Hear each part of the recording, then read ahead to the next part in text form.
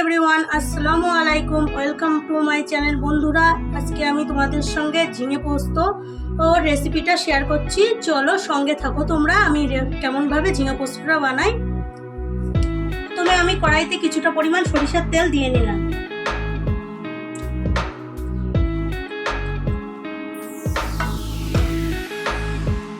আমার তেলটা গরম হয়ে গেছে। এবার আমি একটা শুকনো লঙ্কাকে দু টুকরো করে দিয়ে নিলাম।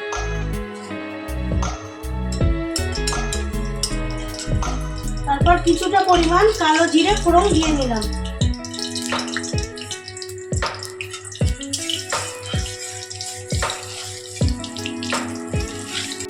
এবার কিছুটা পরিমাণ পেঁয়াজ আর কাঁচা লঙ্কা চিড়ে দিলাম।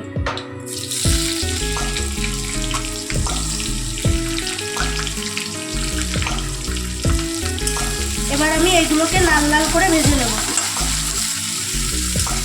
দেখবে যেন পুড়ে না যায়।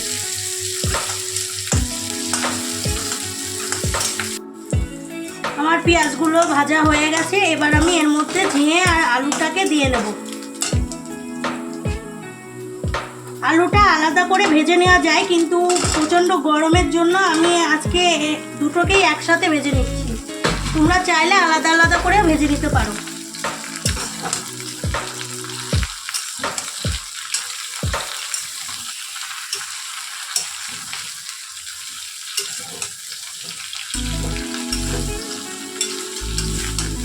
আমি এর মধ্যে অল্প পরিমাণে লবণ দিয়ে নিলাম, যাতে তাড়াতাড়ি ভাজাটা হয়ে যায়। পরিমাণটা তোমরা তোমাদের মতন দিয়ে নেবে। তো আমার ঝিঙেটা ভাজা হয়ে গেছে। আমি এবার এর মধ্যে একটু পরিমাণে হলুদ দিয়ে নেব। পরিমাণটা খুবই অল্প দেব।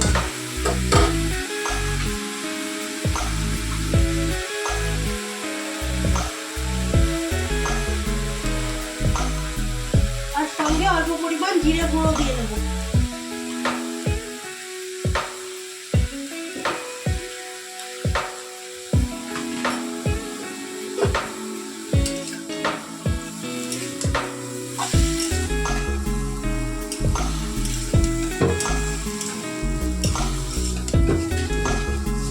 আমি স্বাদটাকে ব্যালেন্স করার জন্য অল্প কয়েকটা চিনির দানা দিয়ে দেব।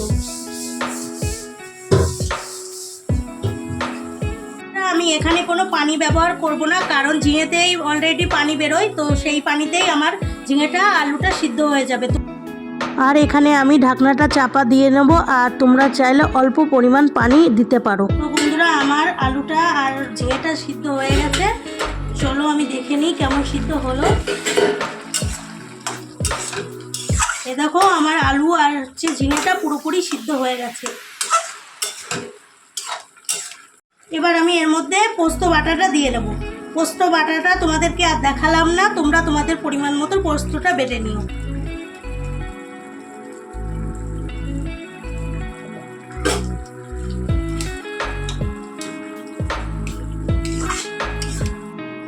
তো বন্ধুরা, আমার এই ঝিঙে পোস্ত তরকারিটা পুরোপুরি রেডি হয়ে গেছে।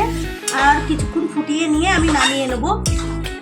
তো আমার রান্নাটা তোমাদের কেমন লাগলো আমাকে কমেন্টে জানিও। আর তোমরা একটু বাড়িতে ট্রাই করে দেখো কেমন লাগে। আশা করছি তোমাদেরও খুব ভালো লাগবে। তো আজকের মতন আমি ভিডিওটা এখানেই শেষ করছি। পরে আবার দেখা হচ্ছে তোমাদের সঙ্গে নেক্সট কোনো ভিডিওতে। তো ততক্ষণ তোমরা ভালো থাকো, সুস্থ থাকো। আর আমার এই চ্যানেলটিকে লাইক, শেয়ার, সাবস্ক্রাইব করে দিও। তো আল্লাহ হাফেজ।